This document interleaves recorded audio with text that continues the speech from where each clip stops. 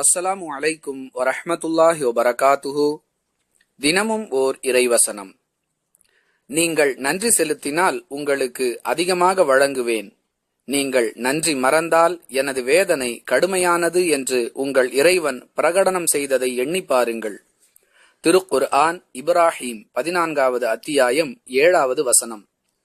அன்புள்ள சகோதர சகோதரிகளே, அல்லாஹ் நமக்கு வழங்கி இருக்கக்கூடிய பாக்கியங்களுக்காக மரணிக்கும் வரை நாம் நன்றி செலுத்தினாலும் அது போதுமானதாக இருக்காது. ஆனால் அல்லாஹ் நமக்கு ஒரு யோசனையை சொல்லித் தருகிறான். எது உங்களுக்கு வழங்கப்பட்டிருக்கிறதோ அவை அதிகமாக்கப்பட வேண்டும் என்றால் வழங்கப்பட்டவற்றிற்காக நீங்கள் அல்லாஹிற்கு நன்றி செலுத்துங்கள். இதுதான் அந்த வழி.